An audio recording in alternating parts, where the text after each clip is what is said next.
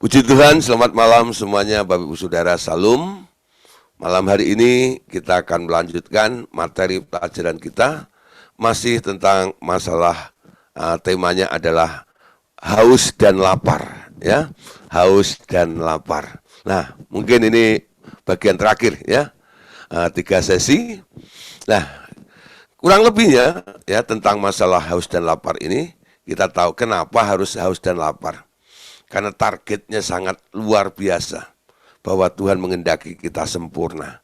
Oleh sebab itu diperlukan kekosongan di dalam kehidupan kita. Artinya apa? Banyak penyangkalan diri, lalu terbuka dengan Tuhan sampai kita mengalami yang namanya kepenuhan Kristus, ya.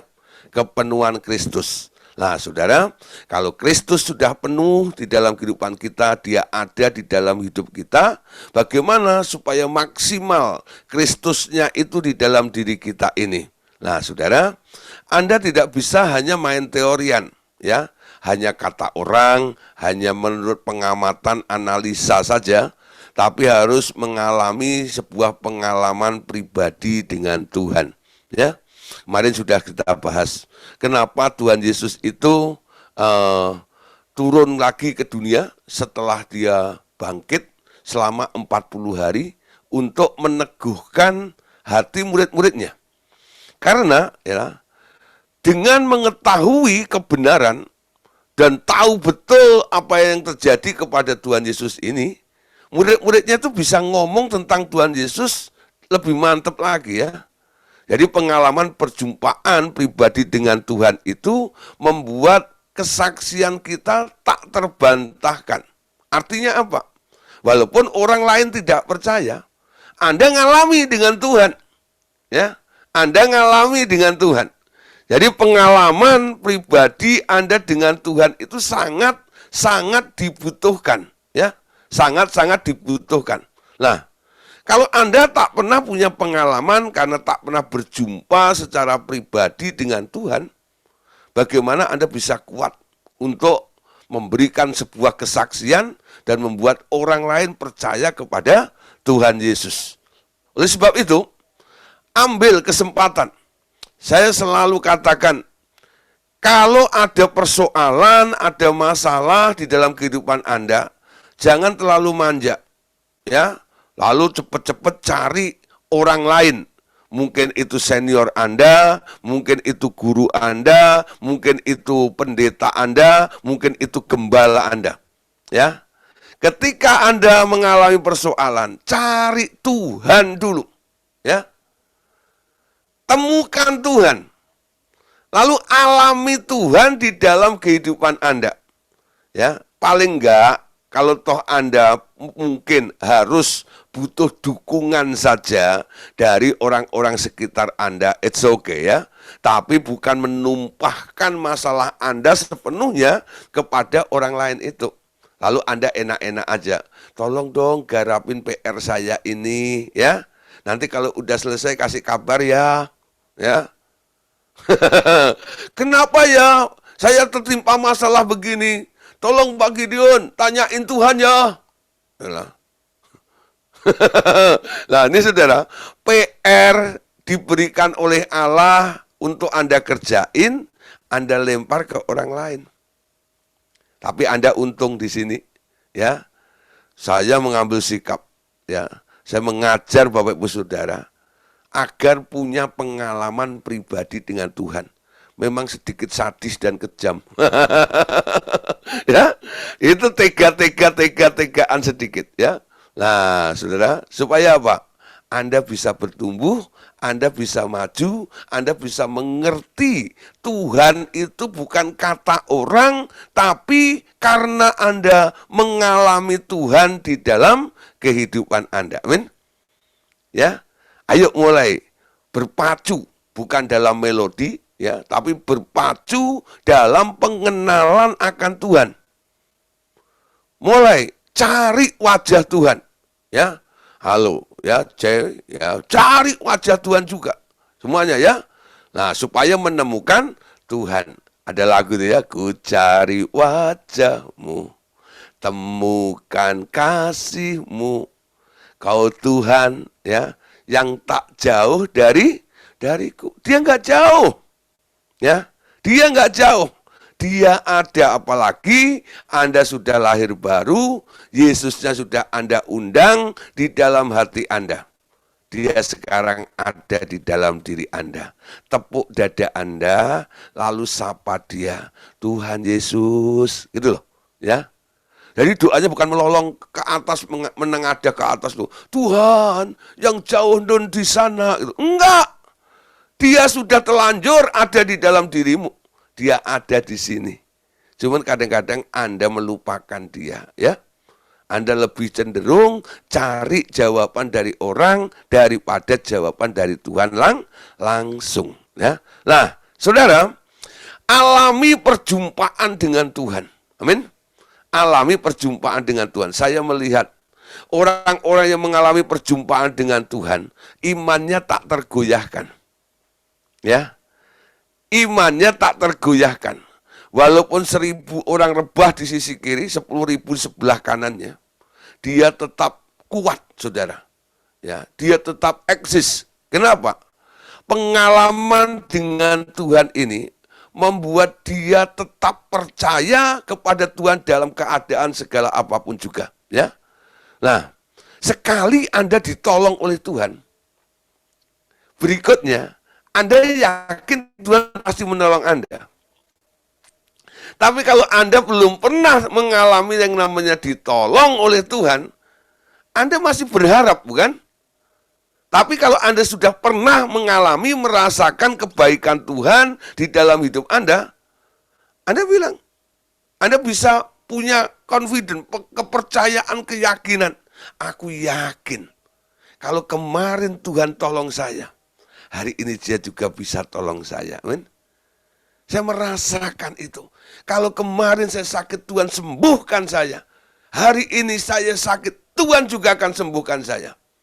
Pengalaman pribadi membuat Anda yakin akan kuasa Tuhan, akan kasih Tuhan, akan pemeliharaan Tuhan. Ya, saya alami, saudara, ketika saya mulai bertumbuh dengan iman, dalam iman saya. Ketika itu tahun 95, sekitar tahun 1995, ya. Itu saya mulai melatih iman saya. Karena saya dididik oleh Pak Andreas. Pak Andreas itu bilang ini, Gideon, ya, di RTM ini nggak ada gaji. Kita hidup oleh iman, ya. Pelayanan itu bukan cari duit, tapi pelayanan itu adalah pengabdian. Hidup oleh iman. Pak Andreas mulai cerita, ketika keluar dari ITB, lalu full timer jadi hamba Tuhan, ya, dia tak pernah kekurangan dan sebagainya. Mujizat selalu ada, burung gagak selalu dikirim untuk mencukupi kebutuhannya. Nah, saya mulai melatih, karena dulu saya, sebelum saya gabung di Revival Total Ministry, di kelompok saya yang dulu, pokoknya kalau nggak punya, harus pakai proposal. Cari sumbangan sana sini, telepon sana sini, imannya namanya iman berbisik, ya. Tahu nggak ya, saya itu sedang bergumul loh, gitu. Itu iman berbisik. Ya. Dia kasih info kepada orang-orang itu, ya, dengan harapan supaya yang dikasih info itu nantinya akan memberikan belas kasihan seperti itu.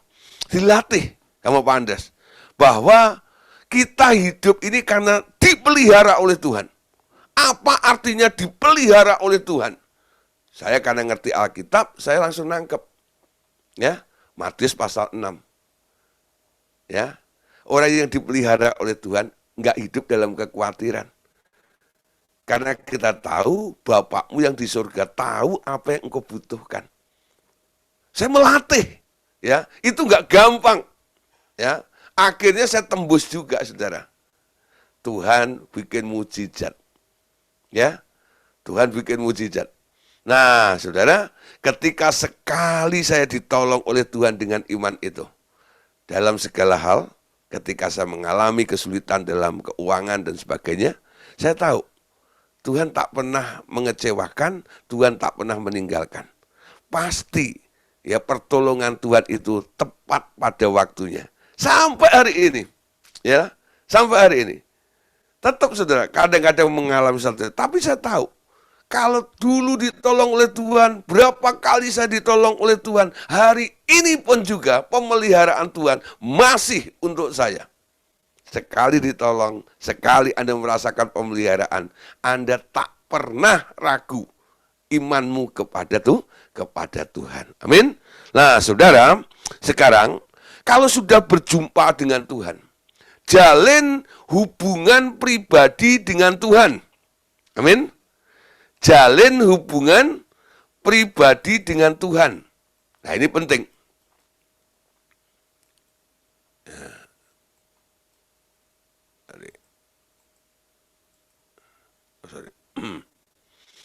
Nah, jalin hubungan pribadi dengan Tuhan. Ini kok hilang. Oh ya. Seseorang baru dapat berkata bahwa ia diutus oleh Tuhan bila ada perjumpaan pribadi dengan Tuhan, baik melalui penglihatan atau mendengar suaranya. Persekutuan pribadi dengan Tuhan secara intim memberi peluang akan pengalaman seperti ini, ya. Nah, kita lihat nih. Dalam Kisah pasal 9 ayat 27.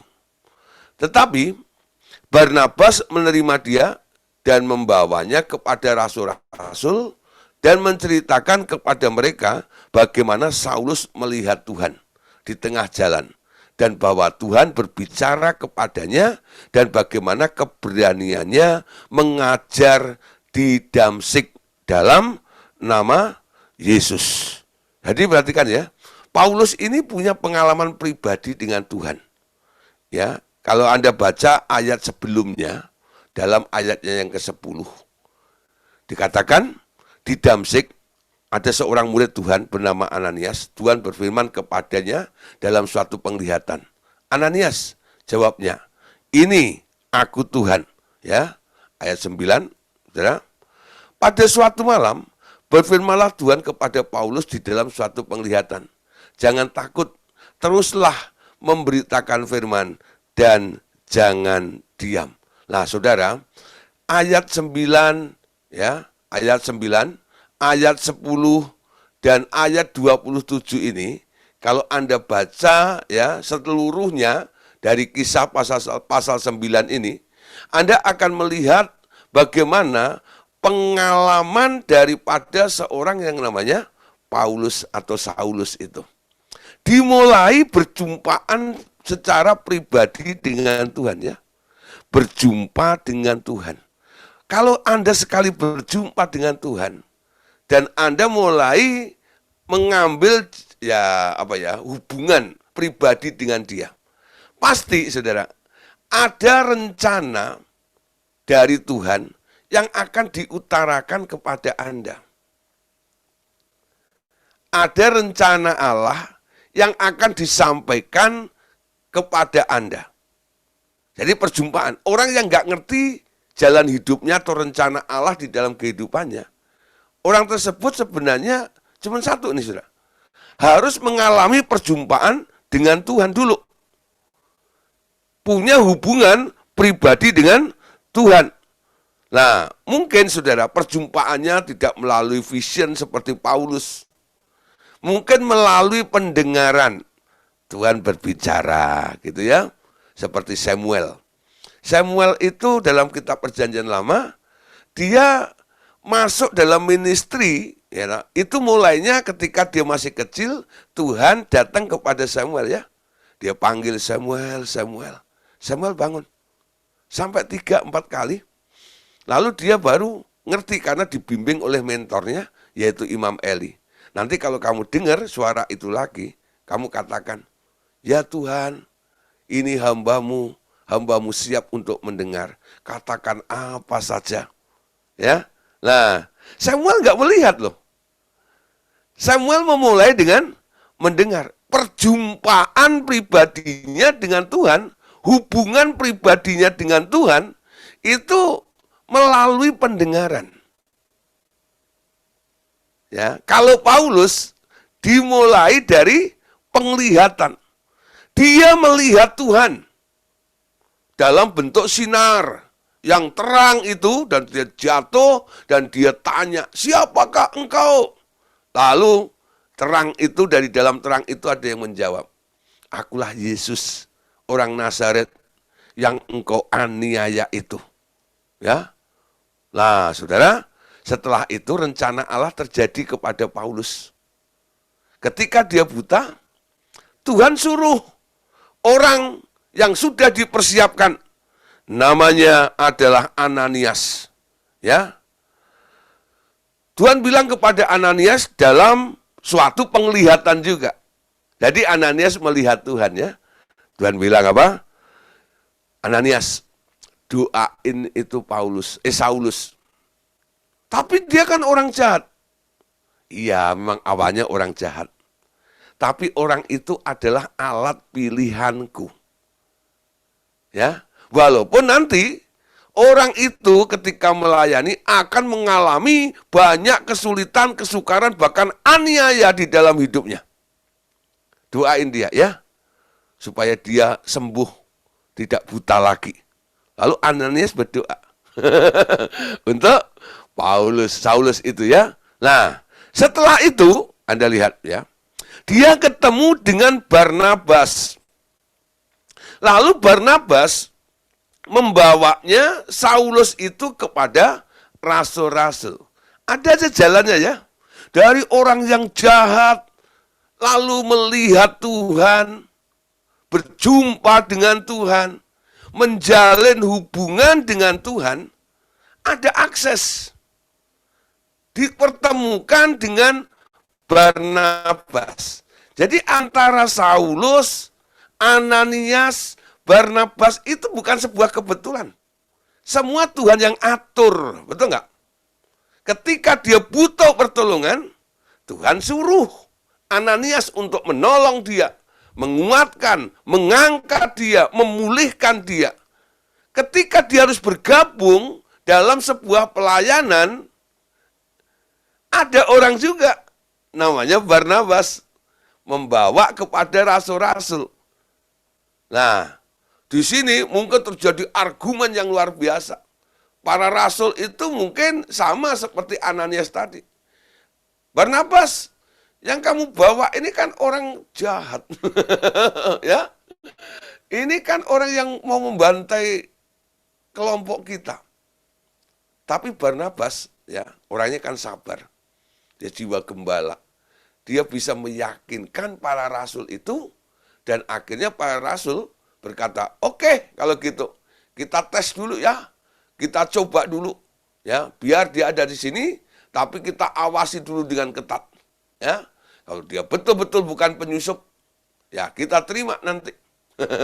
Akhirnya Saulus dari diterima di situ dan diberi nama baru.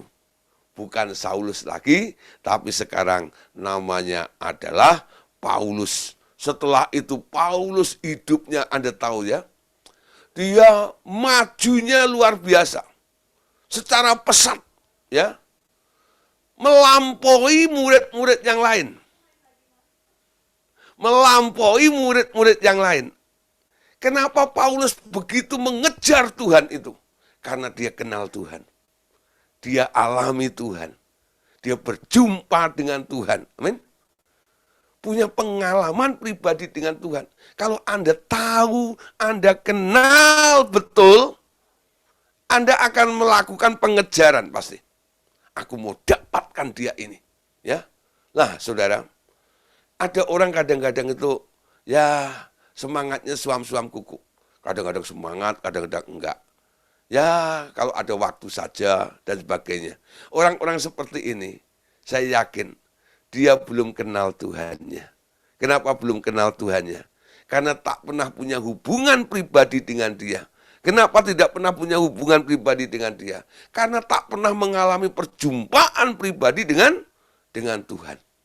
Ya, nah, saudara, orang yang punya pengalaman pribadi dengan Tuhan biasanya beda. Kemajuan rohaninya lebih cepat, ya, daripada orang-orang yang angka ikut. Maksud angka ikut itu begini ya. Karena bapaknya Kristen, anaknya ya Kristen. Ya. Jadi dia itu jadi orang Kristen, jadi percaya kepada Tuhan Yesus karena apa? Faktor keturunan. Ya. Faktor keturunan. Suku saya ini suku Kristen. Ya. Nah, jadi dia jadi orang Kristen, percaya kepada Yesus karena suku.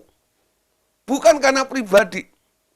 Justru ada beberapa orang yang saya lihat di tengah-tengah suku, di tengah-tengah keluarga yang non-Kristen.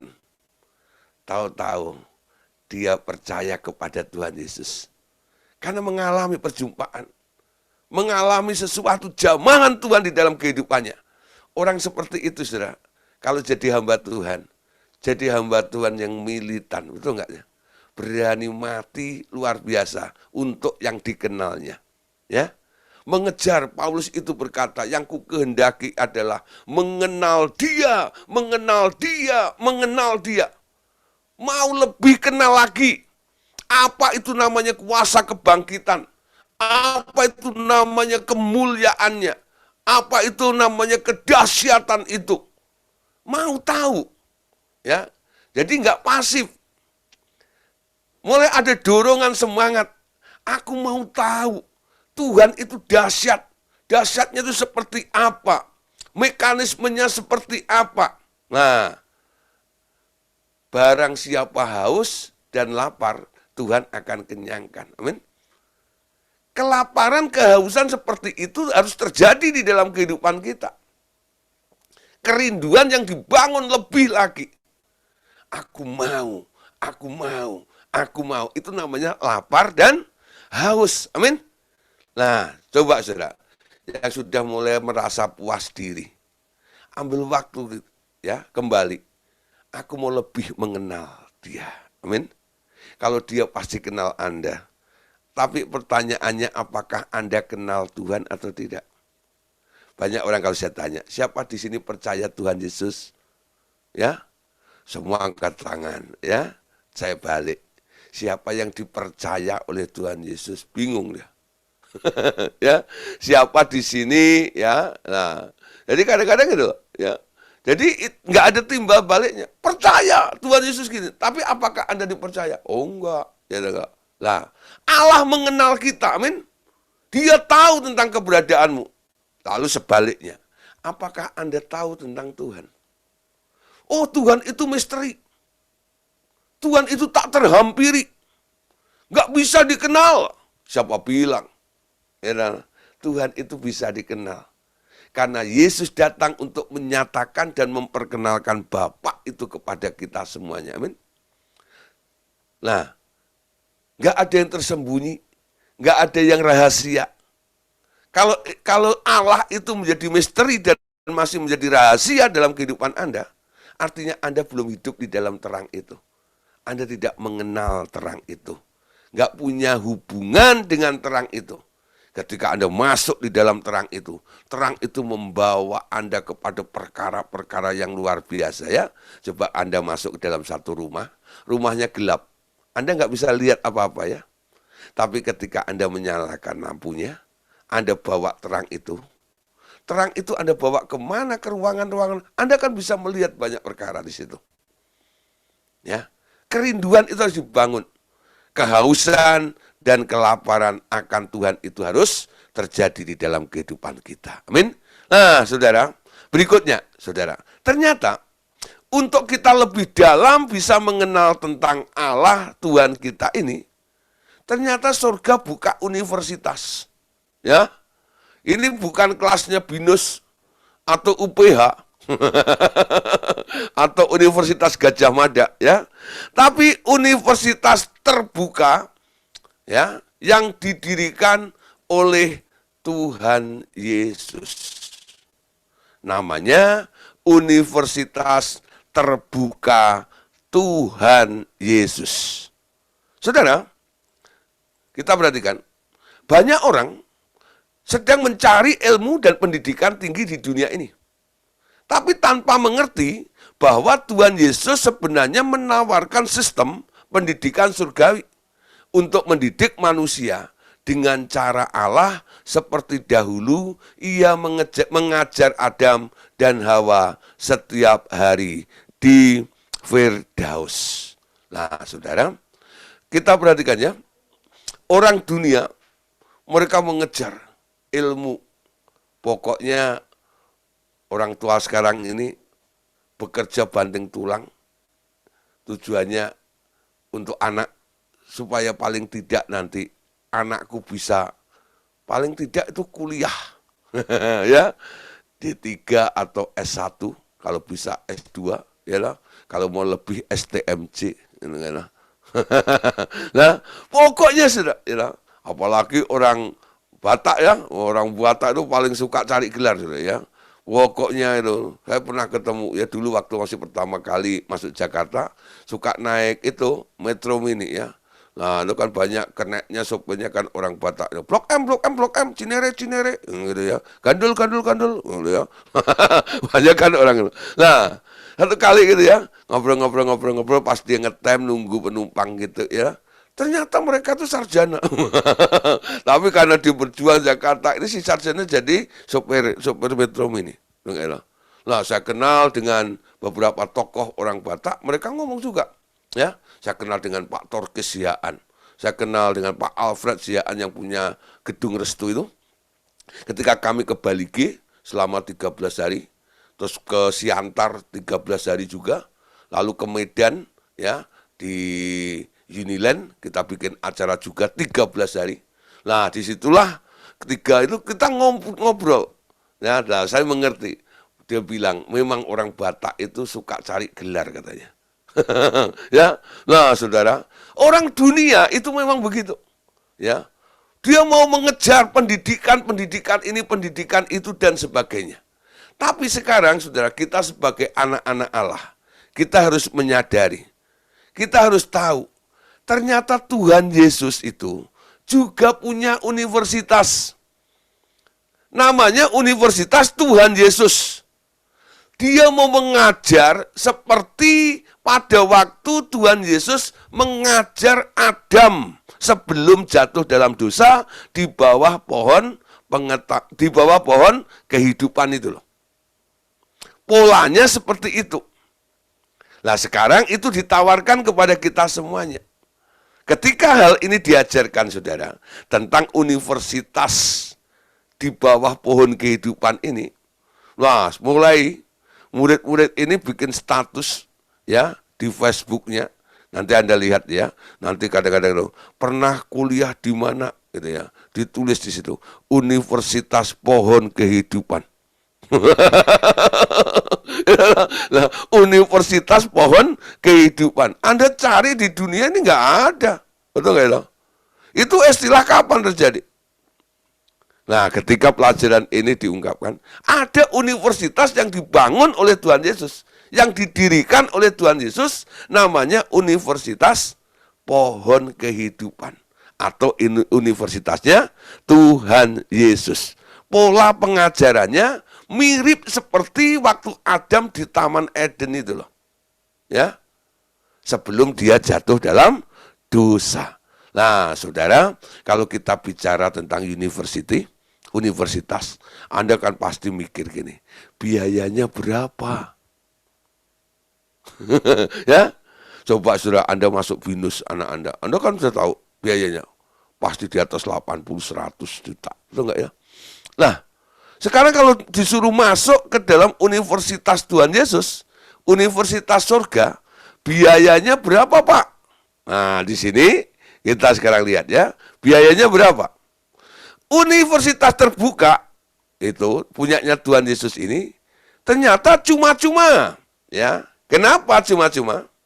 Karena Tuhan Yesus sendiri telah membayar harga pendidikan itu di kayu salib.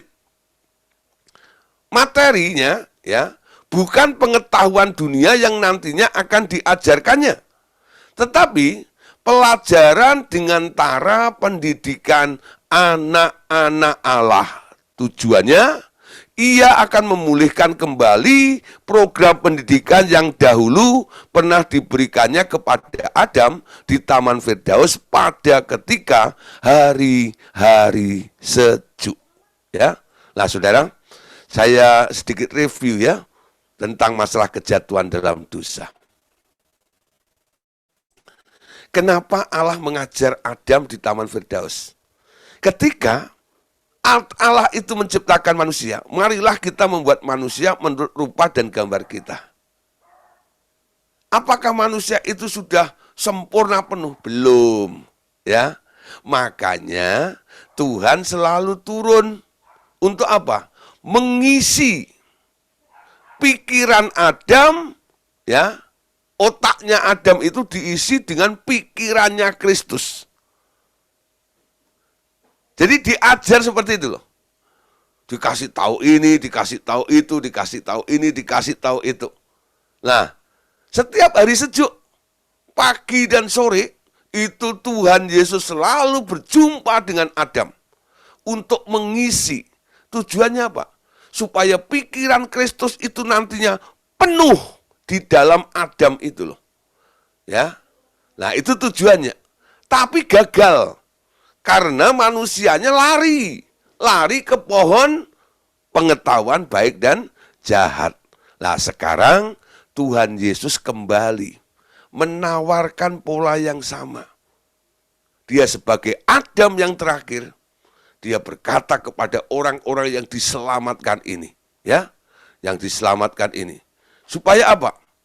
Supaya ya kita semuanya nantinya boleh belajar dengan Tuhan Yesus langsung untuk diisi pikiran Kristus. Dan pikiran Kristus itu semakin penuh di dalam kehidupan kita. Amin. Nah, saudara, sekarang perhatikan, setelah manusia jatuh ke dalam dosa, Tuhan Yesus masih berusaha memuridkan manusia. Tetapi hanya seorang yang pernah tercatat sebagai murid yang tamat pelajarannya. Siapa? Henokh. Ya. Barangkali Elia boleh digolongkan juga ya dalam kelas Henokh ini, ya, Elia, karena dia rapture. Jadi dua orang ini, Henokh dan Elia ini lulus, saudara. Jadi kalau Anda sudah lulus dalam universitas yang dibangun oleh Tuhan Yesus ini, tandanya adalah Anda sudah rapture. Ya seperti Henokh dan Elia itu. Nah saudara, makanya Tuhan mengatakan 11 ayat 29. Ya. Pikulah kuk yang kupasang dan belajarlah padaku karena aku lemah lembut dan rendah hati dan jiwamu akan mendapat ketenangan. Ayat 28 itu sebenarnya berkata, marilah kepadaku, hai kalian semuanya yang letih, lesu, dan berbeban berat. Aku akan memberikan kelegaan kepadamu. Betul nggak? Diundang semua orang-orang yang sedang mengalami masalah dan sebagainya. Ketika Anda sudah masuk, merespon undangan Tuhan ini, dia berkata, pikulah kuk yang kupasang, dan belajarlah kepadaku. Jadi kalau mau belajar sama siapa? Sama Tuhan Yesus. Ya. Belajar dengan Tuhan Yesus. Yesus itu standar. Yesus itu manusia standar. Dia contoh, dia teladan. Roh Kudus membimbing kita supaya kita mau belajar nurut sama Yesus. Amin. Itu kehendak Allah untuk kita. Jadi Yesus dijadikan standarnya, patokannya. Ya, dia pokok keselamatan kita. Jadi sekarang orang beriman itu harus memandang kepada Yesus. Bukan hanya memandang tangannya menolong Anda, bukan. Tapi memandang untuk meniru Tuhan Yesus sampai Anda serupa dengan dia. Amin. Ada orang memandang Yesus, iya memandang. Tapi yang dipandang dompetnya. Ya, saudara. Ada orang setia berdoa, tapi doanya melolong-lolong aja. Tuhan tolonglah, lihatlah keberadaan hambamu. Tuhan tolong bayarin utangku. Lah, Hanya di situ toh, uplek di daerah kebutuhan hidup. Pandang Yesus, lihat gerak-geriknya, lihat cara berpikirnya, lihat cara bereaksinya, lalu tiru dia. Amin. Pandang Yesus, lalu tiru gaya hidupnya dia. Cara bereaksi. Ya. Yesus selalu bilang ya, kalau kamu menyebut aku guru dan Tuhanmu, lakukan apa yang pernah aku lakukan. Ketika dia membasuh kaki murid-murid itu. Aku telah membasuh kakimu, hendaklah kamu saling membasuh kakimu. Pola teladannya telah dikerjakan, dilakukan sebagai contoh. Dan yang melihat harus ikut melakukan sama seperti Yesus melakukannya. Amin. Nah, dulu saya pikir ketika Yesus berkata, ya, kamu akan melakukan pekerjaan-pekerjaan yang aku lakukan, bahkan lebih besar daripada itu. Saya dulu hanya berpikir tentang kuasa hebat, tengking-tengking setan, usir setan, ya, sembuhkan orang sakit. Dulu saya hanya berpikir di bagian itu toh. Tapi ternyata boleh melakukan apa yang aku lakukan. Ngerti maksudnya ya?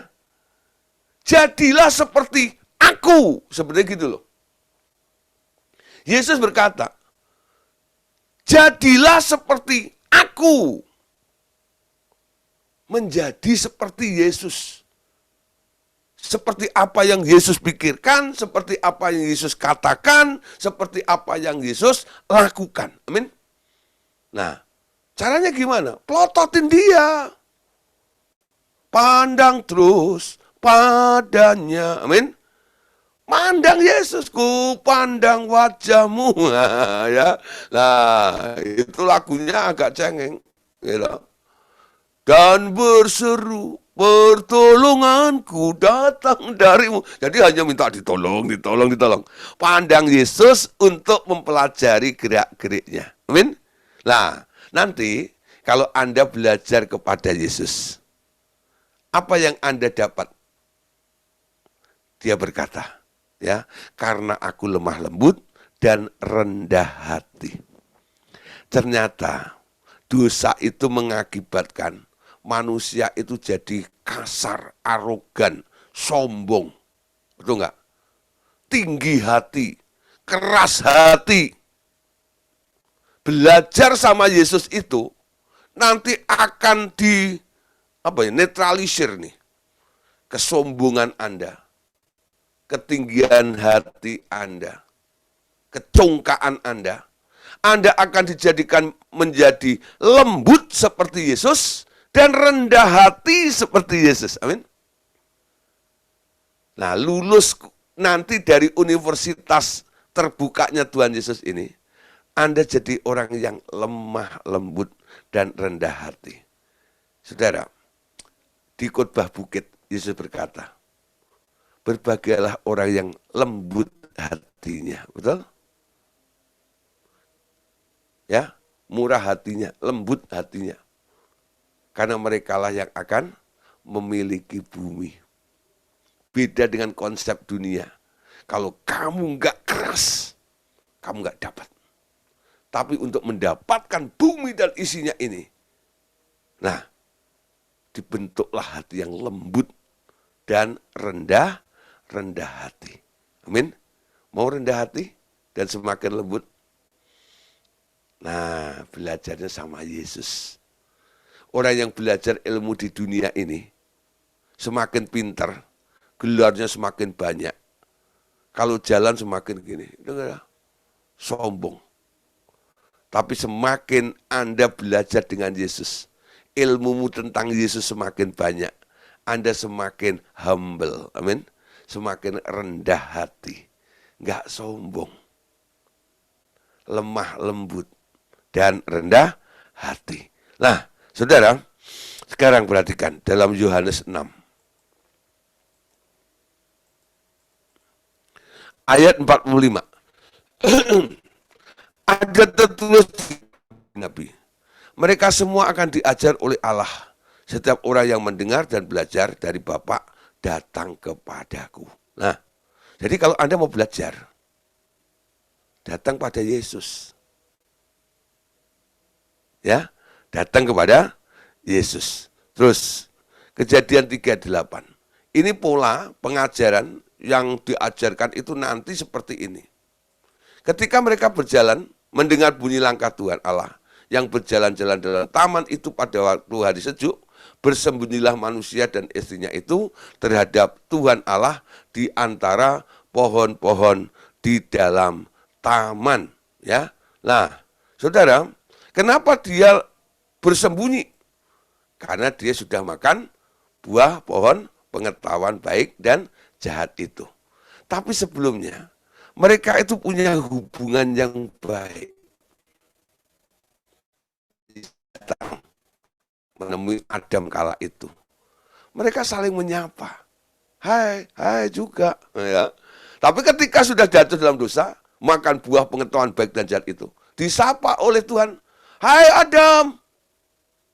Gak ada suara. Dicari main petak umpet dengan Allah. Nah, saudara, putus disconnection.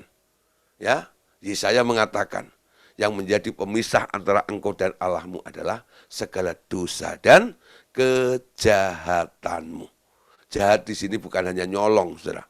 Tapi jahat itu sebenarnya adalah apa yang Anda lakukan tidak sesuai dengan apa yang diperintahkan.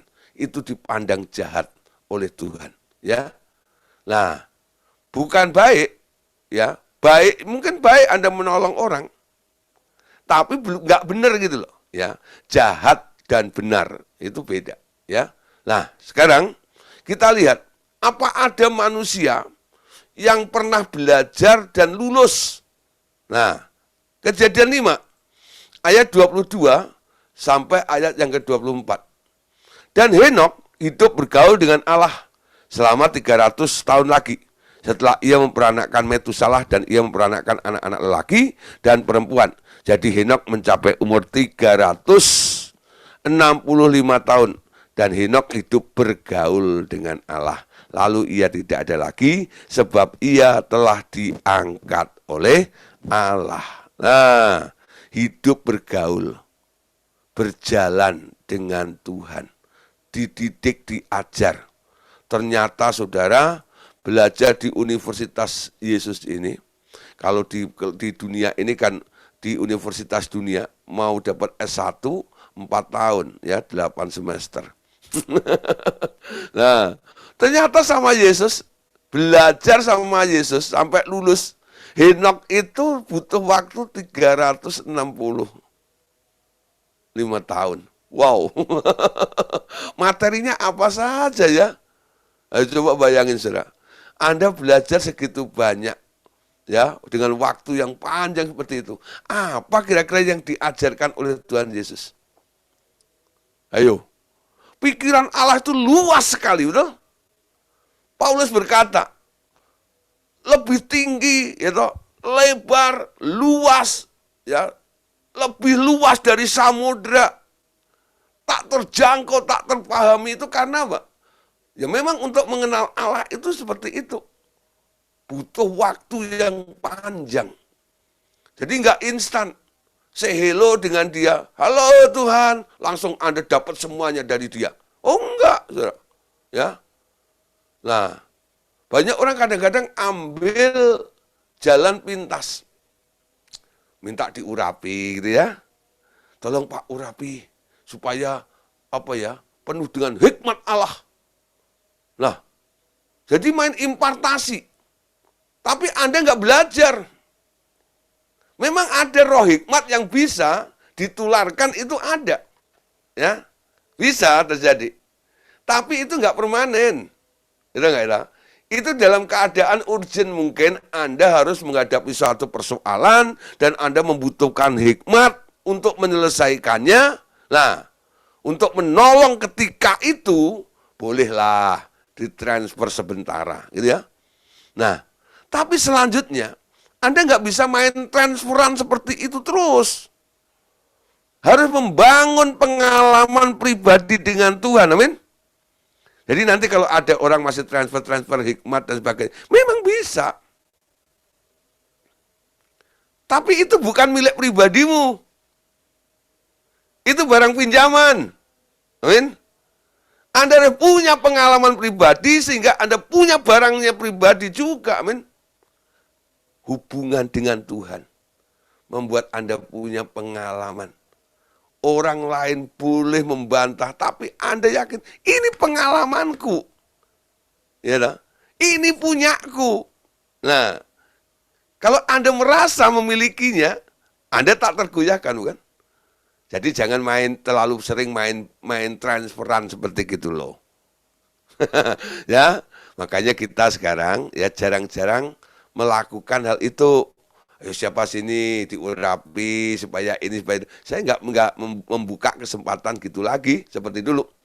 Tapi saya selalu lebih membawa Bapak Ibu Saudara untuk belajar bersama dengan Tuhan. Ya, memang agak repot bagi yang malas, tapi yang rajin beda. Ya, puji Tuhan, ada yang mengarahkan, ya, ada yang membimbing, ada yang menarik untuk saya boleh datang kepada Tuhan. Tapi ada beberapa orang yang ya nggak didoain.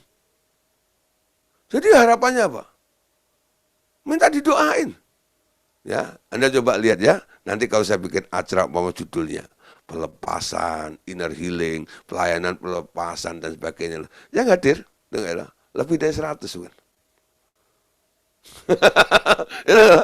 Dia mencapai sampai 150, 160 orang loh. Itu karena apa? Nah, mereka berharap, beberapa orang tanya, Pak, dia nggak pernah ikut Zoom, Pak, pengajaran. Boleh ikut nggak, Pak, acara ini? Dia keponakan saya, Pak. Dia pengen didoain, Pak. Dia segala macam gitu. Lah, saya bilang gitu. Ya. Tapi yang setia ikut Zoom belajar seperti ini adalah orang-orang yang memang merindukan nantinya punya pengalaman pribadi dengan Tuhan. Amin. Nah, saya hanya getok tular pengalaman saya saja. Contoh-contoh yang saya berikan. Untuk merangsang Bapak Ibu Saudara. Kalau Gideon bisa, aku harusnya bisa juga. Ya, itu saya dulu termotivasi seperti itu. Ketika Pak Andreas itu di Medan ya, ketika saya sudah lolos dari belajar tentang iman itu, bagaimana hidup dalam pemeliharaan Allah. Ketika itu di Medan atau di Medan ya, di waktu itu di Medan. Saya satu kamar sama Pak Andreas. Pak Andreas itu bilang gini, Gideon, untung gitu, saya nurut Roh Kudus. Maksudnya apa, Pak? Dulu ya, saya ini sebenarnya pernah pengen nolong kamu. Karena saya tahu hitungannya gini, kamu pasti nggak punya duit. Saya udah mau kasih. Roh Kudus bilang, jangan tolong dia. Oh, dia kaget. Dia kan murid saya. Dia kan anggota tim saya. Ya, orang lain aja konseling sama saya kalau dia ngomong kurang modal, kadang-kadang juga saya kasih. Pak Andreas itu ngomong begini loh, bantahan dengan Tuhan. Lah ini Gideon ini kan tim saya. Murid saya. Saya mau menolong masa nggak boleh. Lalu Roh Kudus bilang gini, kalau kamu bisa, Gideon harus bisa. Hah? Kalau kamu bisa, Gideon harus bisa. Dia keraskan hatinya. Oke, merem. Walaupun dia sebenarnya kasihan sama saya. Tapi dia tegarkan hatinya. Ngikutin suara Roh Kudus itu. Nah, karena dibiarkan seperti itu, betul saudara. Hari itu saya nggak punya duit. You. Tapi saya tembus akhirnya dengan iman. Saya keluar dari persoalan keuangan itu. Dan saya mulai melatih diri saya. Saya tahu artinya hidup dipelihara oleh Tuhan. Nah, di Medan itu dia bilang gitu. Ya, waktu dia bilang, Pak Andreas bilang, ya, Roh Kudus bilang, kalau kamu bisa, Gideon harus bisa. Itu langsung terngiang di otak saya. Oh gitu ya polanya. Nah, kalau saya sekarang boleh mengajar seperti ini. Bapak Ibu Saudara sebagai murid. Ya, saya dulu digituin sama Pak Andreas, sekarang saya gituin Anda. Bukan balas dendam, bukan. Bukan balas dendam, gitu loh. Tapi ini pola yang baik sekali. Betul nggak? Saya bersyukur Sampai saya ungkapkan, saudara ya, ketika saya memakamkan Pak Andes meninggal, saya menguburkan. Di kuburan itu di San Diego Hill, saya bilang ini orang paling pelit di dunia. Saya sampai ngulang itu, ketawa semuanya. Lah saudara, kenapa? Tapi saya bersyukur, ya dengarlah, atas kepelitannya, atas gini-gini, karena dia disuruh oleh Tuhan. Coba dia mungkin tidak nurut Tuhan, hanya menuruti perasaannya. Saya tidak ada, saya tidak jadi seperti ini. Terima kasih Pak, saya bilang. Wah saudara, pengalaman. Ya.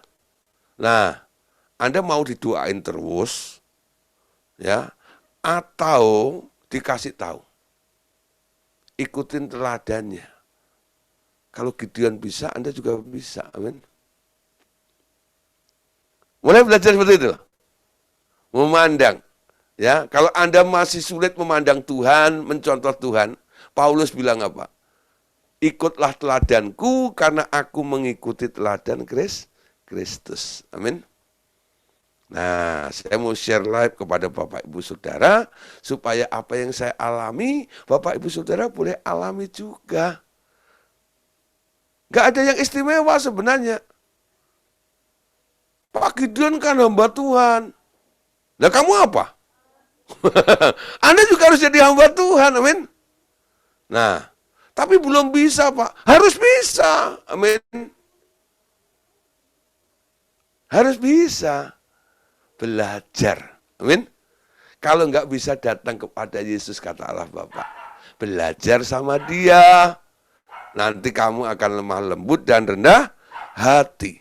Nah, kalau sudah belajar, nanti jadi apa? Lukas 6 ayat 40. Ya, seorang murid tidak lebih daripada gurunya, tetapi siapa saja yang telah tamat pelajarannya akan sama dengan gurunya. Nah, saudara, nah, gurunya bukan saya ini cuma corong, ya. Gurunya Tuhan Yesus. Artinya apa? Kalau Anda lulus, Anda akan jadi sama seperti Yesus. Ya. Seorang murid tak akan lebih dari gurunya, tapi bisa sama seperti gurunya. Amin. Kalau pendidikan dunia ini kan beda ya. Ada guru ya, guru SD, sampai sekarang guru SD terus ya. Ya, muridnya udah lulus bisa jadi dosen. Yang ngajar dia tetap guru SD. Ya, dilewatin ya. Nah, kalah jenjangnya. Yohanes 16 12 13. Yohanes 16 12 13. Masih banyak hal yang harus kukatakan kepadamu, tetapi sekarang kamu belum dapat menanggungnya. Tetapi apabila Ia datang, yaitu Roh kebenaran, Ia akan memimpin kamu ke dalam seluruh kebenaran. Sebab Ia tidak akan berkata-kata dari dirinya sendiri, tetapi segala sesuatu yang didengarnya, itulah yang akan dikatakannya, dan Ia akan memberitahukan kepadamu hal-hal yang akan datang. Nah, saudara, sekarang ada Roh Kudus yang menjadi pembimbing kita, ya, untuk menuntun kita masuk ke dalam seluruh kebenaran. Amin. Nah, saudara, Anda harus rajin, ya, rajin kuliah. Udah masuk ke universitas, sekarang harus rajin. Nah, tujuannya apa? Untuk mengetahui tentang apa? Tentang kehendak Allah. Amin. Mengetahui tentang kehendak Allah. Mencari kehendak Allah. Paulus berkata, janganlah kamu bodoh. Usahakanlah kamu mengerti kehendak Allah. Amin. Paulus katakan ya, Efesus 5 ayat 17. Ya. Janganlah kamu bodoh, usahakanlah untuk mengerti kehendak Allah. Mengerti kehendak Allah itu penting. Kalau Anda nggak ngerti kehendak Allah, Anda disebut bodoh. Orang bodoh itu diibaratkan orang yang membangun rumahnya di atas pasir. Ketika terjadi hujan badai, roboh bangunannya, hebatlah kerusakannya, dan mengalami kerugian yang besar. Amin. Nah, sekarang ya, mengerti kehendak Allah. Nah, bagaimana kita mengerti kehendak Allah? Caranya seperti apa? Cari kehendak Allah. Banyak orang telah belajar mencari kehendak Tuhan. Dan dalam banyak hal mereka dengan yakin menyaksikan bahwa Tuhan telah memimpin mereka dengan memberikan jawaban dan petunjuk melalui firman Tuhan. Namun, berapa kali mereka gagal dalam usaha mencari kehendak Tuhan. Itu sering terjadi, ya, sering tak diceritakan dengan terbuka, ya. Nah, saudara, jadi memang ada beberapa orang atau hamba Tuhan yang mencoba ya untuk cari kehendak Tuhan, tapi gagal. Tapi nggak pernah cerita tentang kegagalan ini. Ya, sekarang pertanyaannya, di mana letak kegagalan itu?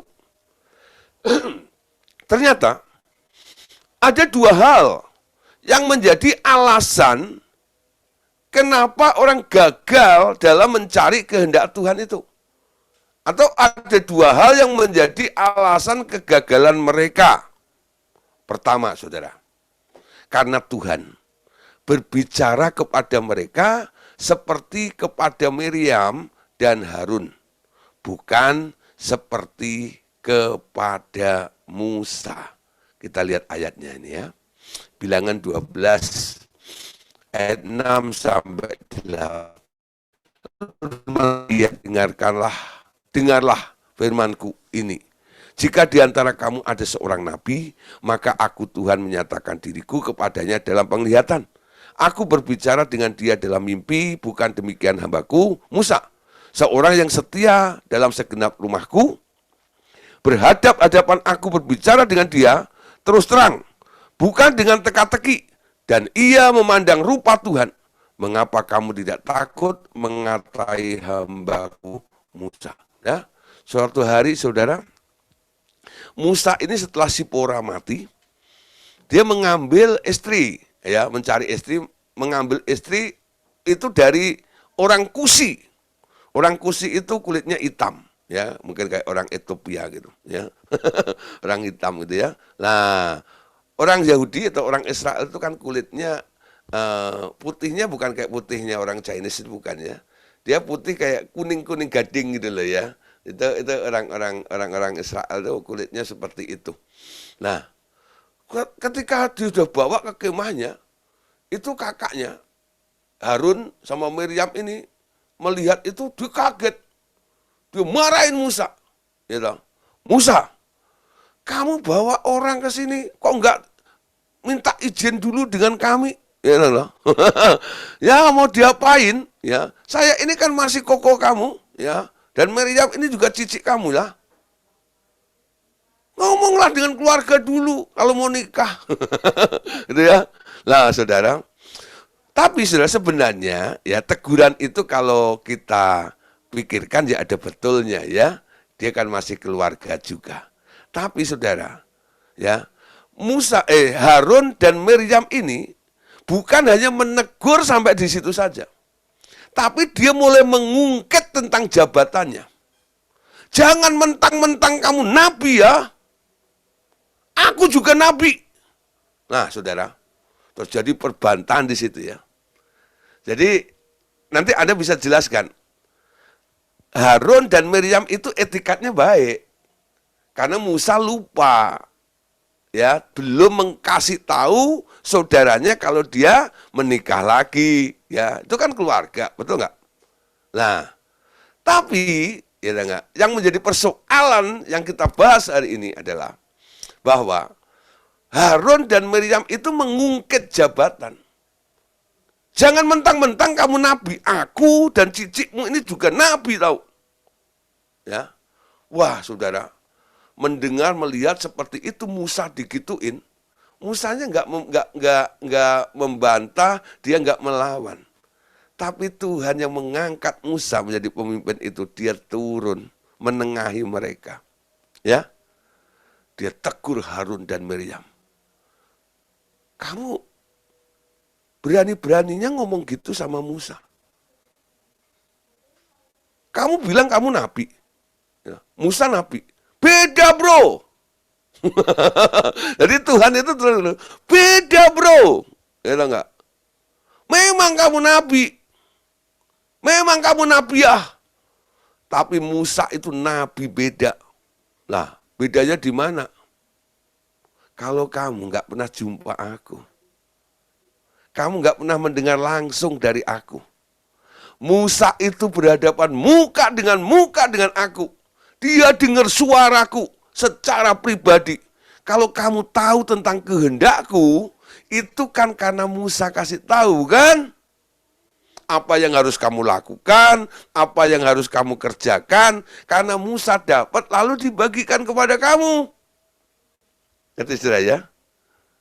Jadi banyak orang gagal mendengar suara Tuhan atau mencari kehendak Tuhan. Itu karena mereka pakai polanya pola Miriam Harun. Ya, second voice. Ya.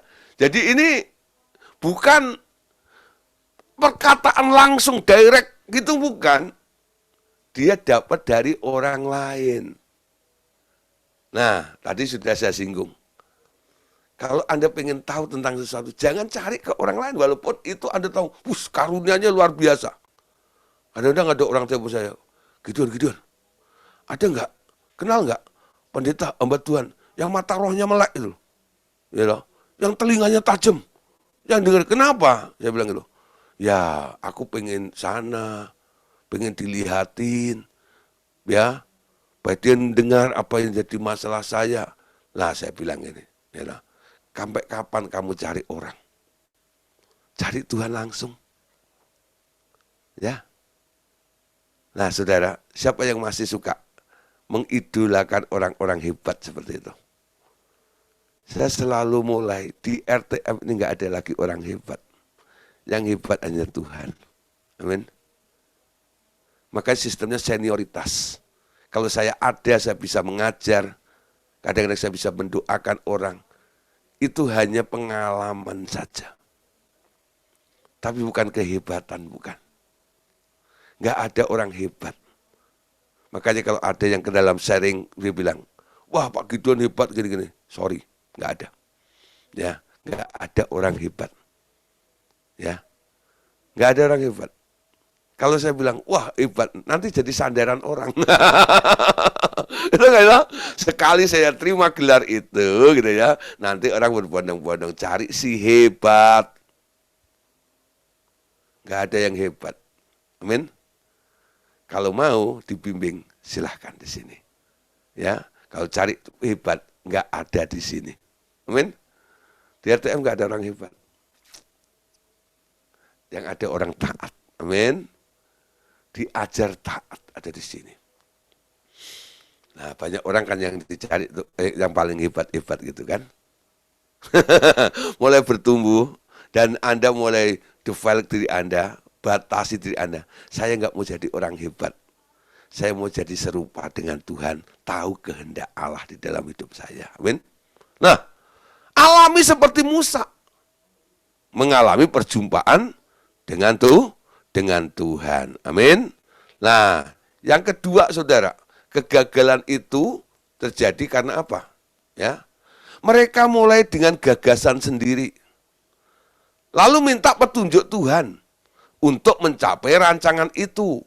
Bukan mulai dengan mengosongkan diri sendiri dari keinginan dan rancangan pribadi lalu pasang telinga untuk mendengar rancangan dan rencana Tuhan. Nah, saudara, penggunaan otak manusia baik untuk mengartikan teka-teki atau menginterpretasi jawaban-jawaban Tuhan maupun untuk mengarang gagasan atau rencana sebelum meminta firman Tuhan itu memberi kesempatan untuk kesalahan-kesalahan sehingga kehendak Allah itu tidak murni, ya.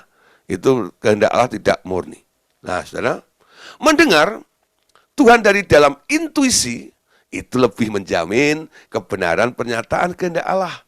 Karena Anda melatih untuk mendengar suara hati tanpa memakai pikiran Anda sendiri. Jadi yang kedua apa? Kegagalannya dalam mencari kehendak Allah. Sebelum Anda cari Tuhan, Anda sudah mikir way out-nya. Apa yang Anda pandang baik, apa yang Anda pandang menguntungkan, apa yang Anda pandang berguna, lalu Anda rohanikan. Datang pada Tuhan, saudara Tuhan, kalau gini piye? Ya. Nah, orang kalau sudah punya ide gagasan, nanti kalau dilarang atau dibantah atau tidak disetujui gagasan dan pikirannya ini, dia akan berdalih. Tapi kan, itu enggak ya?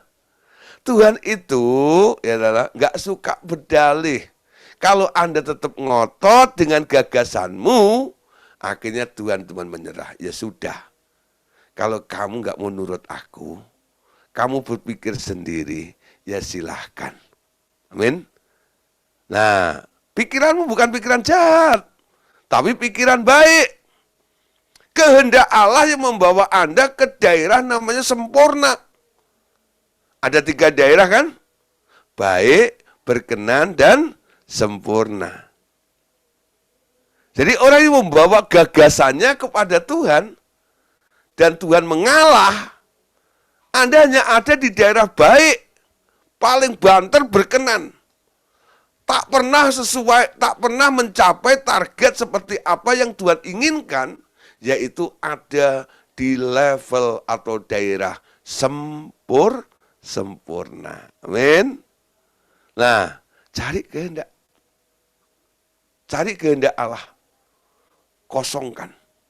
Aku nggak mau mikir. Aku mau nangkep pikiran Tuhan. Sulit memang. Karena Anda sudah terbentuk menjadi makhluk pemikir. Amin. Nah, mulai belajar pelan-pelan. Saya dulu karena merasa sekolah Alkitab, atau enggak ya, punya ilmu teologi, ya, segala sesuatu saya interpretasikan. Dasar-dasar ini dan itu. Tapi sekarang saya mulai mengalir. Roh Kudus, ini artinya apa? Bagaimana? Jadi persiapan khotbah saya itu bukan banyak mikir gitu, enggak. Kalau dulu kalau persiapan sampai gini, apa ya, sampai gini, ya, sambil cari balsam, apa ya. Sekarang enggak. Ya. Ketika baca ayat itu, Tuhan, ayat ini artinya apa? Mau dibawa kemana? Ya, poin-poinnya bagaimana? Nah, chatting, ngobrol dengan dia. Nanti pikiranmu diisi dengan ide gagasannya dia. Tahu-tahu gitu ya. Apa yang tak pernah Anda pikirkan, apa yang tak pernah Anda mengerti, tahu-tahu muncul. Tak. Setelah selesai sudah, kadang-kadang saya lihat formatnya gitu. Wow, kok bisa ya? Kok ini gini? Kok nggak pernah terpikirkan ya? Ini ide jarang ada loh. Betul saudara. Ketika materinya saya sampaikan, dikhotbahkan seperti itu. Itu teman pendeta yang mengundang saya bilang, kamu kok bisa mikir ada gagasan begini tuh gimana? Saya bilang apa? Itu bukan pikiranku. Itu pikirannya Tuhan. Aku sendiri juga heran ketika persiapan. Kok jadinya begini? Loh saudara, dalam kehidupan sehari-hari pun, Anda juga mulai belajar seperti itu. Ya, Tuhan itu ya mencakup bagian rohani dan jasmani juga, saudara. Ya, cara Tuhan beda dengan cara manusia. Ketika murid-muridnya, ya, mau ditagih pajak itu, kalau itu cari konsultan, itu enggak ya? Ya, orang yang menasihati pasti bilang apa? Tuh cari ke bank sana utang, ya, atau rentenir, pinjem dulu, pinjem sana, pinjem sini, ya. Nanti kalau ditagih tarsuk gitu loh, ya.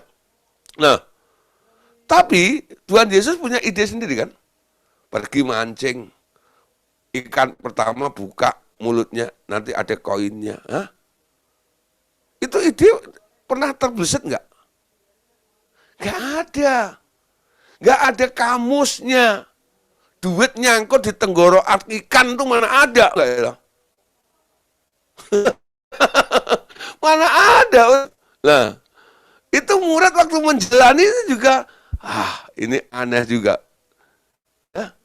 Tapi kalau murid itu tidak mengosongkan pikirannya, dia nggak akan melakukannya, bukan? Cara Tuhan itu seperti itu loh. Kadang-kadang di luar nalar kita, amin. Nah, jadi kegagalan itu dua ya. Tadi yang pertama, mungkin cara mendengarnya seperti Musa dan Harun, Miriam dan Harun. Ya, second voice itu.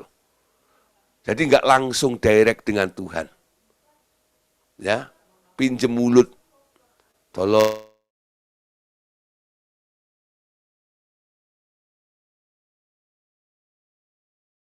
ya, cak Tuhan sendiri. Yang kedua, ya tadi kegagalannya karena apa? Ya, karena orang ini ya selalu menggunakan ide gagasan. Berpikir dulu, nanti buah pikirannya atau gagasannya itu disodorkan kepada Tuhan supaya Tuhan setuju dengan apa yang dia gagas tadi itu loh. Dia rancangkan. Ya. Nah, datang sama Tuhan harus kosong. Jangan bawa idemu. Jangan bawa gagasanmu. Enggak ya? Supaya Tuhan bisa menguji dengan gagasan dia. Dengan pikiran dia. Amin. Mazmur 143. Ayat yang ke-10. Mazmur 143, 10. Ajalah aku melakukan kehendakmu sebab engkaulah Allahku. Kiranya rohmu yang baik itu menuntun aku di tanah yang rata. Ya, Mazmur itu ditulis oleh Daud. Daud itu luar biasa. Dia memang pernah kejeblos, betul enggak ya? Tapi dia terus tahu. Dia butuh Tuhan. Dia datang pada Tuhan. Ajar aku Tuhan.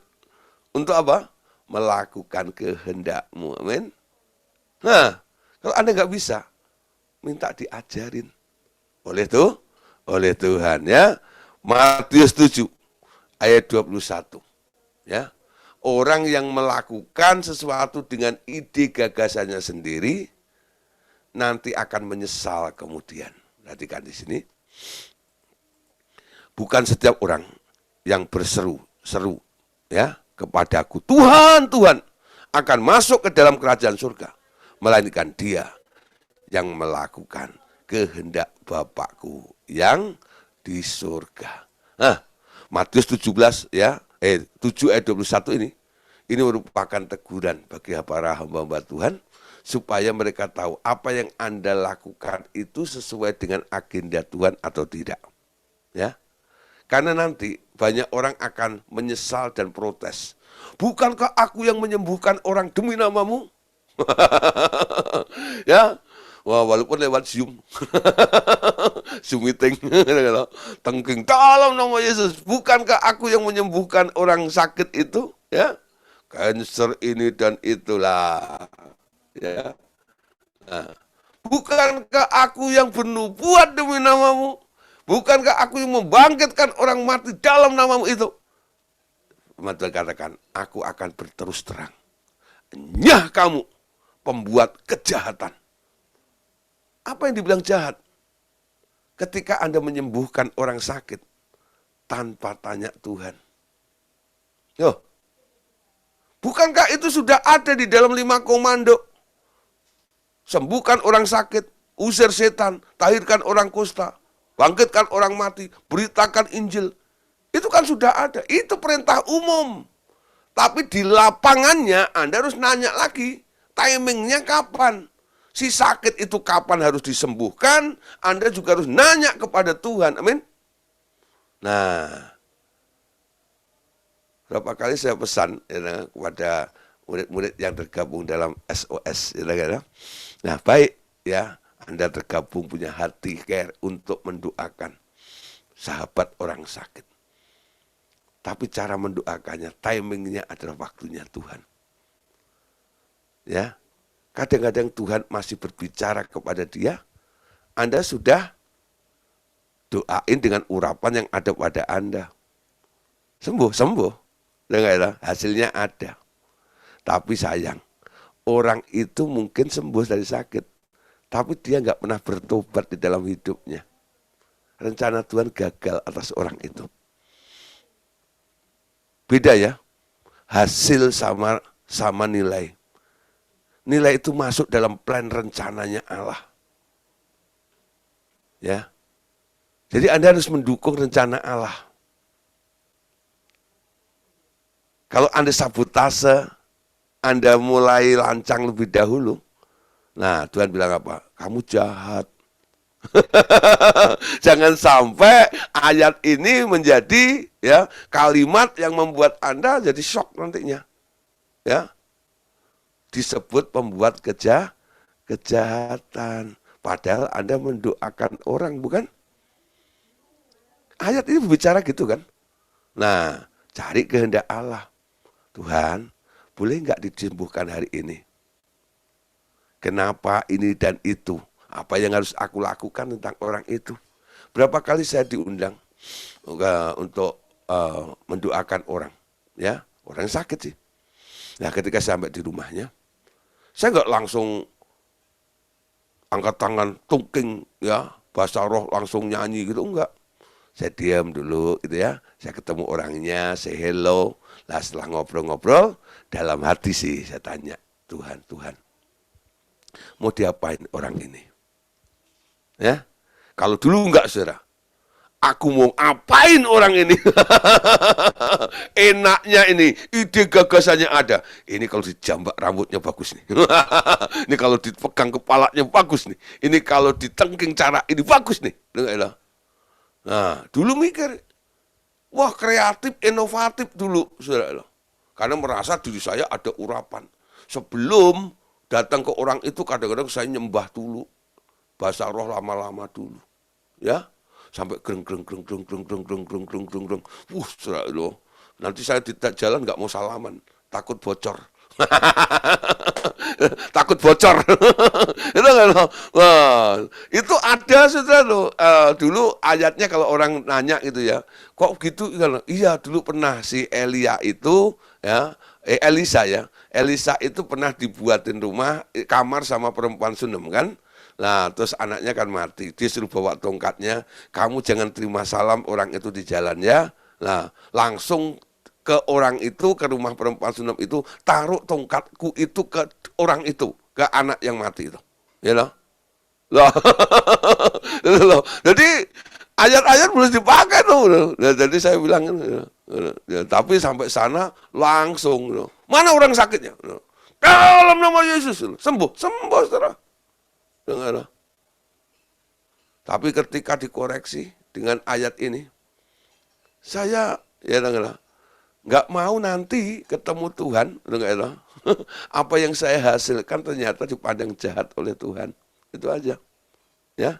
Saya mau nilai. Memang kalau berhasil itu wow, keren, hebat, luar biasa. Amin. Populer, gitu ya.